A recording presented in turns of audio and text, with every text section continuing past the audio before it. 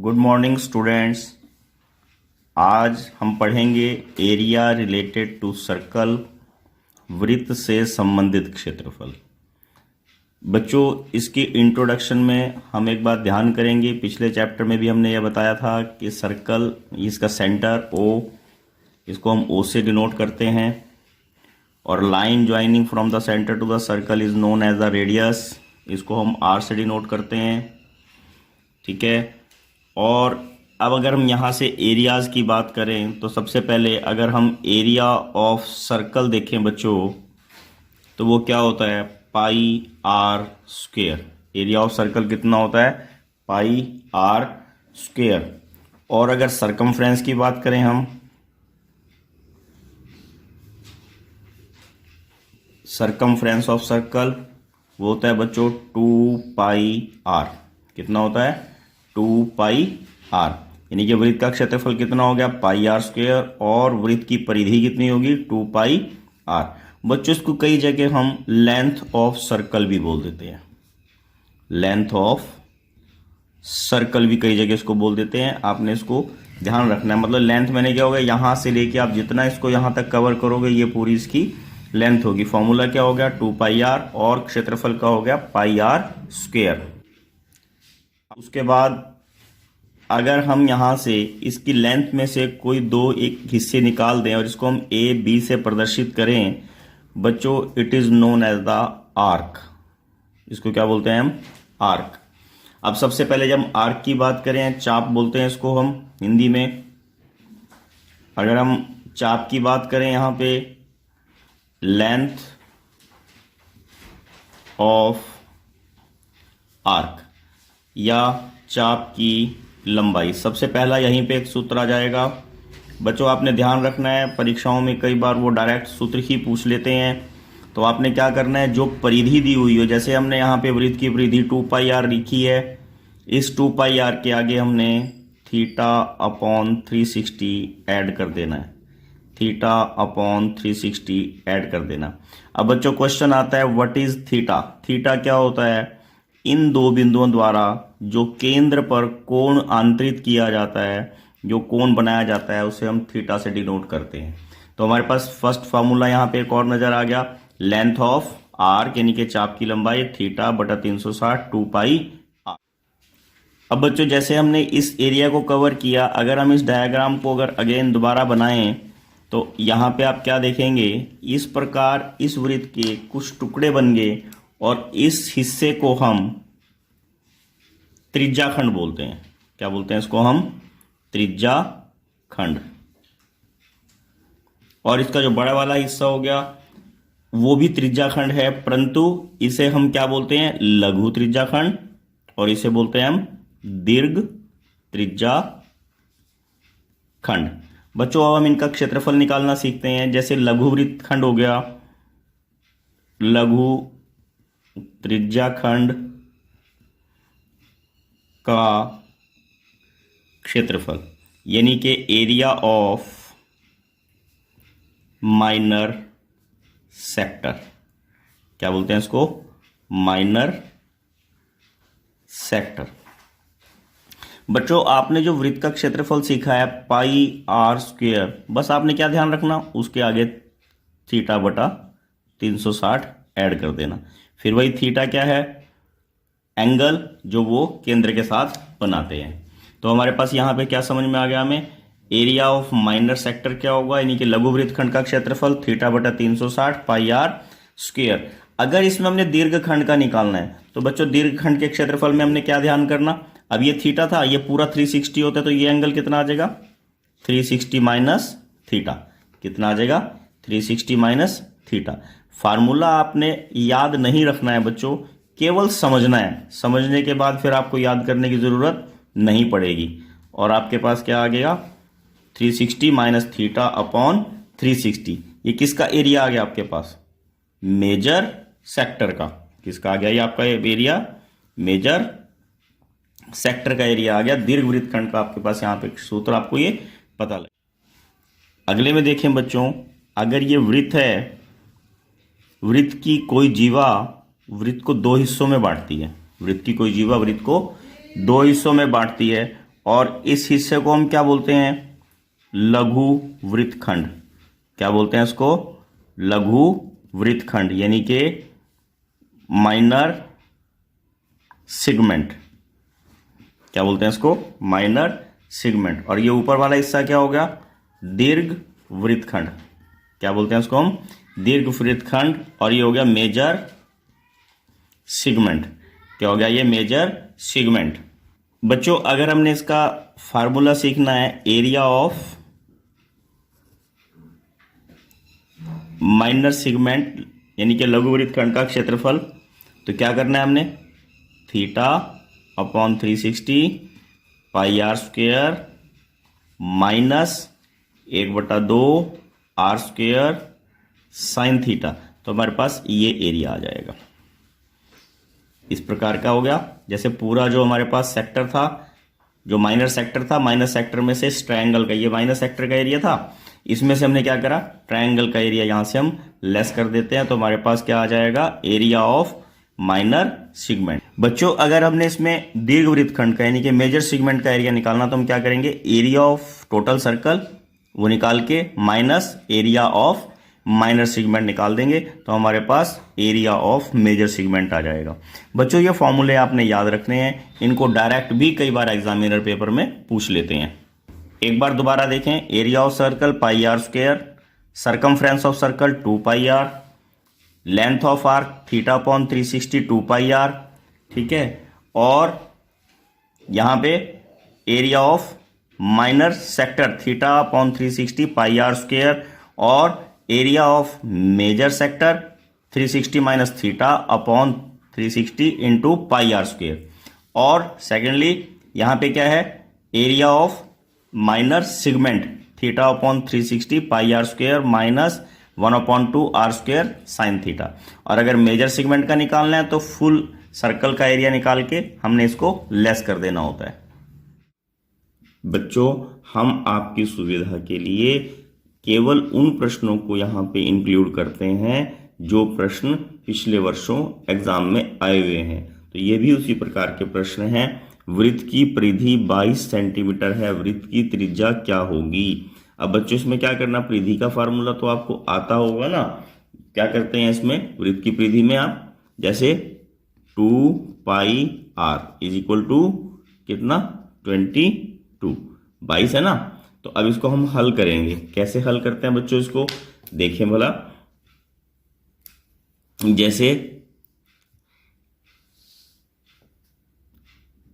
2 pi are is equal to 22, तो are is equal to क्या आ जाएगा बच्चों? 22/2 पाई, 22/2 पाई। 22 ऐसे कैसे लिख दिया हमने? अपॉन में 2 ऐसे कैसा आ गया? पाई की वैल्यू पुट कर दी यहाँ पे, इससे ये कट गया और हमारे पास आंसर क्या आ गया? 7/2। 7/2 मीन्स 3.5 सेंटीमीटर। तो हमारे पास ऑप्शन कौन सा आंसर हो गया बच्चों? फर्स्ट ऑप्शन हमारा आंसर आ गया 3.5 सेंटीमीटर। अगले में देखिए, 6 सेंटीमीटर त्रिज्या वाले वृत्त के एक त्रिज्याखंड का क्षेत्रफल क्या होगा जिसका कोण 60 है? Sector of a circle with radius 6 centimetre if angle of the sector is 60 degree. तो बच्चों फार्मूला आपको याद होगा, अभी अभी हमने बताया है आपको फार्मूला, वो फार्मूले आपने याद रखने हैं। क्या फार्मूला है? थीटा अपॉन 360 और पाई आर स्क्वायर। थीटा कितना दिया हुआ है आपके पास? 60 अपॉन 360 इंटू पाई की वैल्यू पुट कर देनी है 22/7 इंटू आर कितना दिया है बच्चों आपके पास? 6, यानी कि 6 इंटू 6 आर स्क्वायर है ना। 0 से यहाँ पे 0 कैंसिल करेंगे, 6 से 36 को कैंसिल किया 6 आ गया, इस 6 से इसको कैंसिल किया और हमारे पास क्या आ जाएगा? 132/7 सेंटीमीटर स्क्वायर ही आंसर होगा। अगले प्रश्न में देखिए, 4 सेंटीमीटर त्रिज्या वाले एक वृत्त के एक त्रिज्याखंड का क्षेत्रफल क्या होगा जिसका कोण 30 है? Area of a sector of circle with radius 4 centimetre end of angle 30 degree. बच्चों फॉर्मूला वही लगना है, आप इसको खुद करोगे, ठीक है। इसमें आपने क्या ध्यान करना? फार्मूला आपको क्या है, थीटा अपॉन 360 पाई आर। अगला देखो, त्रिज्या 21 सेंटीमीटर वृत्त की एक चाप केंद्र पर 60 का कोण अंतरित करती है। चाप द्वारा बनाए गए त्रिज्याखंड का क्षेत्रफल क्या होगा? In a circle of radius 21 centimetre an arc subtended an angle 60 degree at the centre, then the area of sector formed by arc is. बच्चों फार्मूला आपने वही लगाना है। क्या फार्मूला लगेगा? थीटा अपॉन 360 और पाई आर स्क्वायर। थीटा कितना दिया हमें? 60 degree upon 360 into 22 upon 7 into R कितना दिया बच्चों हमें? 21। तो यहाँ 21 इंटू 21। बच्चों कैलकुलेशन आनी चाहिए। 0 से 0 कटेगा, 6 से 36 को काटा 6 आ गया, 7 से काटेंगे इसको 3 आ जाएगा, और 3 से 6 को काटा 2 आ गया, 2 से 12 को काटा 22 को काटा 11 आ गया। इन दोनों को मल्टीप्लाई करेंगे तो हमारे पास 231 सेंटीमीटर स्क्वायर आंसर आ जाएगा। ठीक है बच्चों, नेक्स्ट में देखो, 21 सेंटीमीटर त्रिज्या वाले एक वृत्त की एक चाप केंद्र पर 60 का कोण अंतरित करती है। चाप की लंबाई क्या होगी? In a circle of radius 21 centimetre an arc subtended an angle 60 degree at the centre, then the length of arc is. अब यहाँ पे बच्चों क्वेश्चन में क्या पूछा उन्होंने? लेंथ पूछी है। और लेंथ का फार्मूला क्या बताया था हमने आपको? जो हमारे पास लेंथ ऑफ सर्कल होती है, यानी कि इसको हम क्या करते हैं, थीटा अपॉन 360 के आगे सब्स्टिट्यूट कर देते हैं। जैसे थीटा अपॉन 360 और 2 पाई आर। अब थीटा कितना है बच्चों हमारे पास यहाँ पे? 60 डिग्री अपॉन 360 इंटू, यहाँ पे ब्रैकेट में लिखते हैं हम 2 इंटू पाई 22 अपॉन 7, और आर कितना है हमारे पास यहाँ पे? 21। 0 से बच्चों 0 कैंसिल हो गया, 6 के टेबल में 36 6 पे आता है, और इस 7 से ये 3 कट गया, 7 3 21, इस 3 से ये कट गया, 2 से 2 कट गया, और आंसर हमारे पास क्या आ गया? 22 सेंटीमीटर। बच्चों यहाँ ध्यान रखना, कई बार टीचर क्या करते हैं आपको वहां परेशान करने के लिए ऑप्शन में क्या दे देते हैं? A 22 centimetre, B 22 centimetre square, और सी 22 सेंटीमीटर क्यूब, और D none of the above. तो बच्चों आपने सेंटीमीटर स्क्वायर और क्यूब, लेंथ हमेशा जो है वो सेंटीमीटर्स में आती है, क्यूब में नहीं आती, तो आपने इस बात का भी ध्यान रखना है। देखो बच्चों, नेक्स्ट क्वेश्चन में आपको एग्जामिनर ने क्या किया है? डायरेक्ट फॉर्मूला पूछा है। त्रिज्या आर वाले वृत्त के उस त्रिज्याखंड के चाप की लंबाई क्या होगी जिसका कोण थीटा डिग्री है? Length of an arc of a sector of angle theta of a circle with radius R will be. वही आपने formula 360 theta upon 360 2 pi R. ये अगला प्रश्न भी इसी प्रकार का है। त्रिज्या आर वाले वृत्त के उस त्रिज्याखंड का क्षेत्रफल जिसका कोण P है क्या होगा? Area of sector of angle P with circle with radius R will B. अब आपने यहाँ क्या बताना है? एरिया ऑफ सेक्टर बताना है। एरिया ऑफ सेक्टर क्या होता है? जो एंगल दिया हुआ है एंगल P है, तो P अपॉन 360, ठीक है, और उसके बाद पाई आर स्क्वायर, या 360 तो है ही नहीं, इसमें है, परंतु यहाँ 2 पाई आर है, ये ऑप्शन नहीं है। अब ऑप्शन डी में देखेंगे। ऑप्शन डी में क्या है? अगर हम इसको काट दें तो ये बन जाएगा P upon 360 pi are square. ये बुक का क्वेश्चन है, आपने ध्यान रखना है, और ये इसमें उसने थोड़ा सा पजल करने की कोशिश की है, आपने इसको भूलना नहीं है। नेक्स्ट क्वेश्चन में देखो, जिस त्रिज्या आर वाले वृत्त के उस दीर्घ त्रिज्याखंड का क्षेत्रफल जिसका कोण Q है क्या होगा? Area of major sector of angle theta of a circle with radius R will be. अभी स्टार्टिंग में बताया था हमने 360 minus theta upon 360 pi are square. अगला प्रश्न देखिए, 7 सेंटीमीटर त्रिज्या वाले वृत्त की परिधि क्या होगी, या circumference of circle whose radius is 7 centimetre. अब क्या करेंगे? फार्मूला क्या होता है? सर्कमफ्रेंस का फार्मूला क्या है हमारे पास बच्चों? 2 पाई आर। क्या फार्मूला होता है? 2 पाई आर, यानी कि 2 इंटू 22 अपॉन 7 इंटू आर। ठीक है, 7 से 7 कट गया, और हमारे पास आंसर क्या आ गया? 44 सेंटीमीटर। यहाँ ऑप्शन देखो सेंटीमीटर स्क्वायर लिखा है, इसका आपने ध्यान रखना है। जो सरकमफ्रेंस होता है, परिधि होती है, वो हमेशा सेंटीमीटरों में ही आती है, स्क्वायर में नहीं आती। नेक्स्ट प्रश्न में देखो, वृत्त की परिधि और त्रिज्या का अनुपात क्या होगा?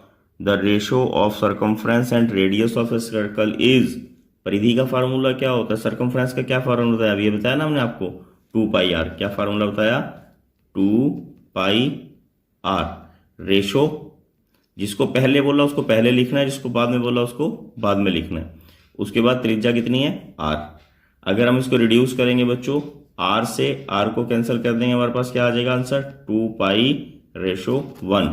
क्या आंसर आ गया? 2π/1। फर्स्ट ऑप्शन हमारा सही आंसर आएगा। अगले प्रश्न में देखो, वृत्त की परिधि और व्यास का अनुपात है। The ratio of circumference and diameter of circle is. अब यहाँ पे डायमीटर बोल रहा है, तो डायमीटर में आपने क्या करना बच्चों? वही फार्मूला तो वही है, जैसे 2πr। रेशो डायमीटर कितना होता है? रेडियस का डबल, रेडियस का डबल। तो यहाँ पे अगर हम इसको रिड्यूस करेंगे तो क्या हो जाएगा? आपने ध्यान रखना, 2 से 2 कैंसिल हो जाएगा, r से r कैंसिल हो जाएगा, हमारे पास आंसर क्या आ जाएगा? π/1। क्या आंसर आ जाएगा? π/1। अगला देखो, दो वृत्तों की त्रिज्याएं क्रमशः 17 सेंटीमीटर और 9 सेंटीमीटर है। उस वृत्त की त्रिज्या जिसकी परिधि इन दोनों वृत्तों की परिधियों के योग के बराबर है। The radius of two circle 17 centimetre and 9 centimetre respectively. Find the ratio of circle which has circumference equal to the sum of circumference of two circles. बच्चों, कभी भी अगर आपको ऐसे पूछा जाए, आपने कुछ नहीं आंसर में ज्यादा से सोचने की जरूरत है। आपने जो जो दो रेडियस दिए हुए उन दोनों रेडियस को प्लस कर देना, यानी कि जैसे 17 + 9। अगर 3 दिए हो, तीनों को प्लस कर देना, 4 दिए हो, चारों को प्लस कर देना, और हमारे पास आंसर क्या आ जाएगा? 26 सेंटीमीटर। हमेशा परिधि वाले सम में आपने इसको डायरेक्ट, सरकमफ्रेंस वाले में इसको डायरेक्ट प्लस कर देना है। अगले में देखो, दो वृत्तों के क्षेत्रफल 4:9 के अनुपात में हैं। उनकी परिधि के बीच क्या अनुपात होगा? The ratio of two circles are in ratio 4 and 9। The ratio between circumference of these will be. बच्चों, इस सम में हमने क्या करना है, आप ध्यान करेंगे कि जो हमारे पास दिया हुआ है 4:9, ये क्या दिया हुआ है? एरिया दिया हुआ है, एरिया का रेशो है ये। जब एरिया का रेशो से हम r निकालना चाहेंगे तो क्या होगा बच्चों? एरिया के रेशो से r निकालेंगे तो ये 2:3 आ जाएगा, यानी कि इनकी r जो है 2:3 में होगी, यानी कि त्रिज्या 2:3 में होगी। जिस अनुपात में त्रिज्या होगी उसी अनुपात में परिधि होगी। तो आंसर हमारे पास क्या होगा? 2:3। क्या होगा? 2:3। अगला बना, प्रत्येक कोण होता है। Each angle formed in the semi circle is of 90 degree. कितने डिग्री का होता है बच्चों? ये 90 डिग्री का होता है, ये भूलना नहीं है। देखो, अगले प्रश्न में पूछा है, त्रिज्या r वाले अर्धवृत्त का क्षेत्रफल क्या होगा? अब आप यहाँ डायरेक्ट फार्मूला पूछ लिया। बच्चों, वृत्त का क्षेत्रफल कितना होता है? πr²। अर्धवृत्त का कितना होगा? 1/2πr²। ठीक है, तो ये आपने ध्यान रखना है, 1/2πr² आपने टिक कर देना। अगला क्वेश्चन फिर वही, दो पहियों की त्रिज्याओं में 3:4 का अनुपात है। इनकी परिधियों में कितना अनुपात होगा? The radii of two wheels are in ratio 3:4। Find the ratio between their circumference. बच्चों, जो आर का जो रेडियस का रेशो होगा वही रेशो सरकमफ्रेंस का होगा। तो आंसर हमारे पास क्या आएगा? 3:4। क्या आएगा? 3:4। अगला देखो, एक कोहलू का बैल 3 मीटर लंबी रस्सी से बंधा हुआ है, वह एक चक्कर में कितनी दूरी तय करेगा? सपोज बच्चों, अब ये यहाँ पे आप ये मान के चलो, ये बैल बंधा हुआ है और ये 3 मीटर की रस्सी है, तो आप ये देखो, ये दूरी तय करेगा। तो इस दूरी को क्या बोल देंगे हम? Circumference of the circle. क्या बोल देंगे इसको हम? Circumference of the circle. हमने फाइंड आउट क्या करना है? सरकमफ्रेंस। केवल उसने यहाँ पे क्वेश्चन को आपके लिए घुमाया है, तो आपने इसको यूज कर लेना। कौन सा फार्मूला लगाना आपने? 2πr। 2 × 22/7 × r कितना है? 3। हमारे पास आंसर क्या आ जाएगा? 132/7। कितना आ जाएगा? 132/7। नेक्स्ट देखिए, 2200/7 डेसीमीटर स्क्वायर क्षेत्रफल वाले वृत्त की त्रिज्या क्या होगी? What will be the radius of the circle whose area is. अब देखो आपको क्या दिया हुआ बच्चों, एरिया दिया हुआ है और त्रिज्या निकालने के लिए कहा गया। क्या करना बच्चों, ऐसे सब में एरिया का फार्मूला लिखा, pi are square is equal to 2200/7। बच्चों सबसे पहले तो आपने देखो इन आंसर्स में बिना कैलकुलेट करे हम कैसे निकालते हैं। एक तो डेसीमीटर स्क्वायर है, आंसर हमारा डेसीमीटर में होना चाहिए, डेसीमीटर में ये सब। दूसरा आपने क्या ध्यान रखना, त्रिज्या स्क्वायर में नहीं होती, एक तो ये आंसर नहीं हो सकता, ठीक, ये आंसर गलत है। उसके बाद रह गया हमारे पास 10 और 20, इसको हम कैलकुलेट करते हैं। देखो यहां पे हमारे पास फॉर्मूला है 22/7 into R square is equal to 2200/7। और अगर आगे कैलकुलेट करेंगे तो क्या आएगा बच्चों, R square is equal to 2200/7 into 7/22। वो इधर आके हमारे पास पलट जाएगा, 7 से 7 कट गया और ये हमारे पास, और आर स्क्वायर हमारे पास कितना आ गया बच्चों, 100। अब आर स्क्वायर 100 आया तो आर कितना आ जाएगा, √100, और √100 का मीनिंग क्या होता है, 10। तो हमारे पास आंसर क्या आ जाएगा, 10 डेसीमीटर। बच्चों का आपने ध्यान रखना, कई बार एग्जामिनर क्या करते हैं, ऑप्शन आपको ऐसे से दे देंगे। देखो 10 डेसीमीटर, बी 10 सेंटीमीटर, सी 10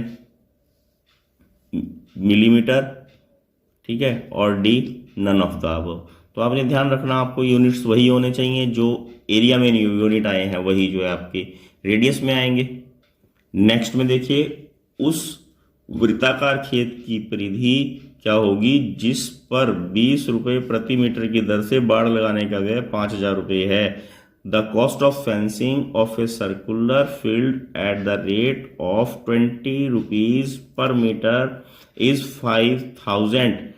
अब इसका सरकमफ्रेंस निकालना है। तो बच्चों इसमें आपको बताया था, इस बार हमारे पास जो आंसर आएंगे, क्वेश्चन आएंगे, वो बिना ऑप्शन के भी हो सकते हैं, क्योंकि वहां पे उन्होंने थोड़ा स्कीम चेंज की है। तो इस प्रकार का क्वेश्चन भी वहां पेपर में डायरेक्ट आ सकता है। तो आपने इसमें क्या करना है, जो ऑफ फेंसिंग है उसको रेट से डिवाइड कर देना। कॉस्ट ऑफ फेंसिंग को क्या करना बच्चों, रेट से डिवाइड कर देना। तो हमारे पास क्या आंसर आ जाएगा, 250 मीटर्स। क्या आ जाएगा हमारे पास, 250 मीटर्स, क्योंकि जो हमारे पास यहाँ कॉस्ट ऑफ फेंसिंग दिया हुआ है वो लिखी और अपॉन में रेट लिखा, हमारे पास आंसर आ जाएगा। नेक्स्ट में देखिए, 22 सेंटीमीटर परिधि वाले वृत्त के चतुर्थांश का क्षेत्रफल होगा। अब यहाँ पे उन्होंने आपको घुमाया है 22 सेंटीमीटर परिधि वाले। सबसे पहले में क्या करना पड़ेगा, परिधि से हमने आर निकालना है, परिधि से हमने आर निकालना है। 2 पाई आर लगाया, आर इज इक्वल टू 22/2 पाई। और यहाँ पे क्या करेंगे, 22/2 इंटू पाई की वैल्यू फिट कर ली। यहाँ पे 22 से 22 काट दिया, 7/2 हमारे पास आर आ गया। अब बच्चों चतुर्थांश का मतलब क्या होता है, क्वाड्रेंट ऑफ सर्कल। क्वाड्रेंट माने होता है 1/4, 1/4 आर स्क्वायर। 1/4 ऐसे लिखा, 22/7 ऐसे लिखा, और 7/2 इंटू 7/2। 2 से 7 से 7 कैंसिल हो गया, 2 से आपको 22 को काट देना है, हमारे पास आ जाएगा 77/8। क्या आंसर आ जाएगा, 77/8 सेंटीमीटर स्क्वायर। ये बच्चों ऐसे क्वेश्चन हैं जो आपको 1 वर्ड में पूछे जा सकते हैं, बिना ऑप्शन के भी पूछे जा सकते हैं। नेक्स्ट देखिए, वृत्तीय क्षेत्र का वह भाग जो एक जीवा और एक संगत चाप के बीच में परिबद्ध हो उसे क्या कहते हैं। The part of circular region enclosed between chord and corresponding arc. अब बच्चों कॉर्ड और कॉरस्पॉन्डिंग आर्क क्या होती है, अब ये देखो, ये एरिया, ये लघु वृत्तखंड बोलते हैं इसको, तो ये माइनर सेगमेंट होता है। और ये ऊपर वाला कौन सा होता है, ये मेजर सेगमेंट है। ये क्या है, मेजर सेगमेंट। बिल्कुल इजी सा प्रश्न है। वृत्त के व्यास और त्रिज्या में क्या संबंध होता है, what is the relation between diameter and radius of the circle. आपको कुछ भी पूछा जा सकता है इसमें। तो D is equal to 2R, diameter 2R के बराबर होता है। अगर R दिया हो तो D/2 के बराबर होता है। तो ये दोनों ही ऑप्शन में से अगर ऑप्शन दिए हो तो आप ऐसे लिख सकते हो, अदरवाइज इनमें से जो भी आंसर लिखोगे वो आपका सही माना जाएगा।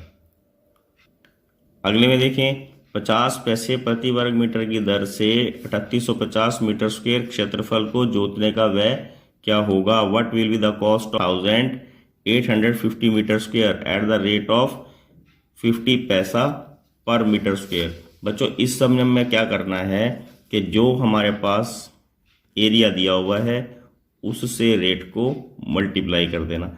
जैसे यहाँ बच्चों 50 पैसा है तो आपने क्या करना है, इसके रुपीज़ बना लेने, जीरो से जीरो कट गया, इस जीरो से ये जीरो कटा और इसको मल्टीप्लाई करके हमारे पास 5 5 जा 25, 5 8 जा 40, 40 और 2 42, 2 आ जाएगा और 3 5 जा 15, 15 और 4 9।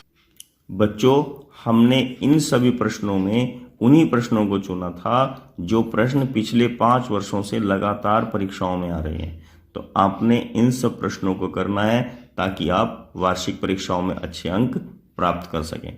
Good luck.